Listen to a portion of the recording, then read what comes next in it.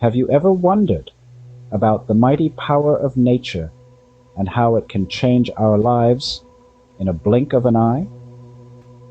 Let's delve into the realm of natural disasters, those formidable phenomena that can sweep away entire cities and reshape landscapes.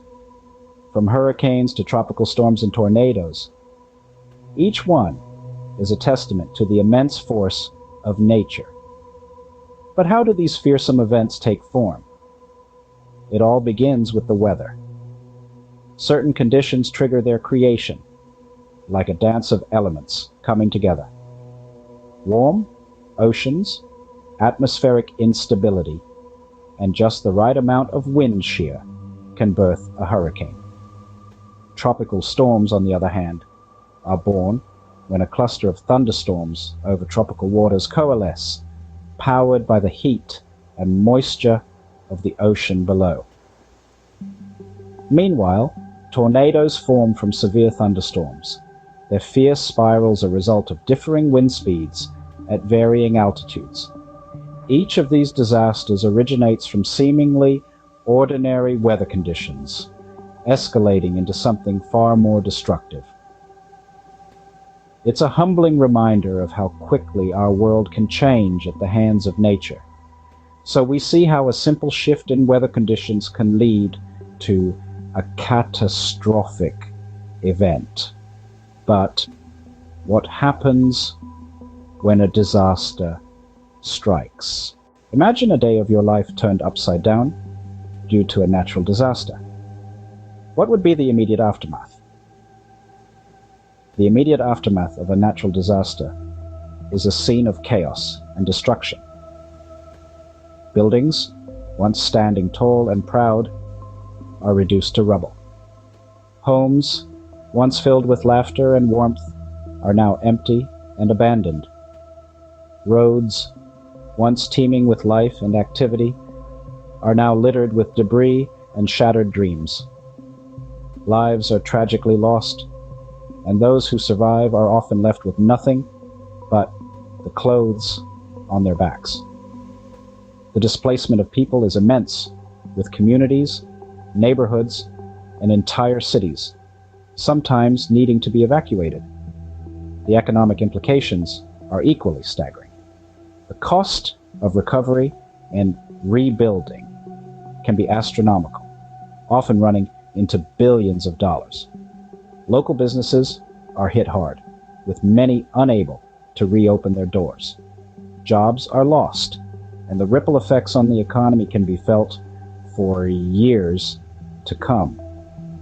The infrastructure, so vital for a city's functioning, is often severely damaged, causing further economic and logistical challenges. But it's not just the physical and economic toll that's heavy. The psychological impact on survivors is profound.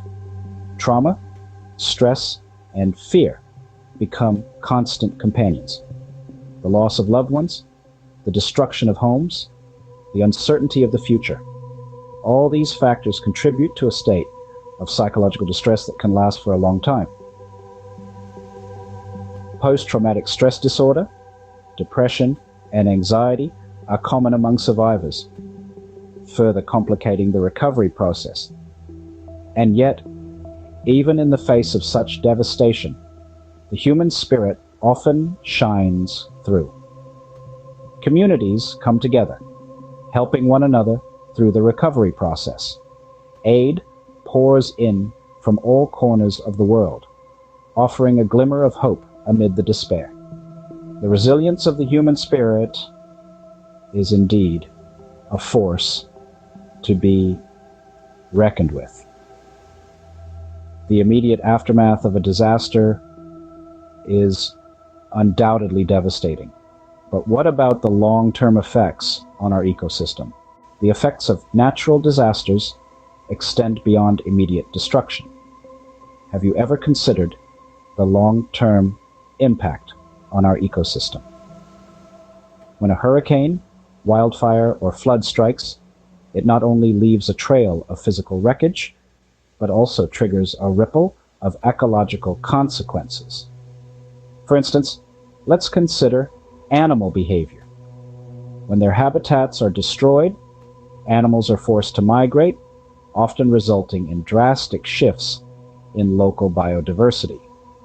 A once thriving ecosystem can quickly become imbalanced, leading to the dominance of certain species and the decline of others. But the effects don't stop there. Natural disasters often lead to significant changes in water and air quality.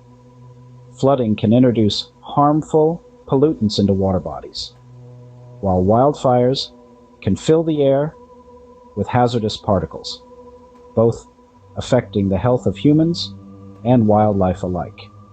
And then there's the impact on our own species. As we've seen in recent years, the increasing frequency and intensity of climate-related disasters are driving people to reconsider where they choose to live, leading to a phenomenon known as climate migration. As we see, the effects of a natural disaster linger far beyond the event itself. So, what can we do about it? While we cannot stop natural disasters, we can prepare for them. But how? This brings us to the crux of this scene: preparedness. It's all about being ready for the unexpected, equipping ourselves with the right tools and knowledge to navigate through these tumultuous times. Having an emergency plan is vital. It maps out your course of action during a disaster, from evacuation routes to safe meeting points. It's also crucial to have an emergency kit stocked with essentials like food, water, and medication, things that can sustain you when normalcy is disrupted. But beyond individual preparedness, there's a broader, more communal aspect to consider. Staying informed about weather conditions and potential threats is a collective responsibility, as is sharing pertinent information with your community. And let's not forget the role of government and community organizations.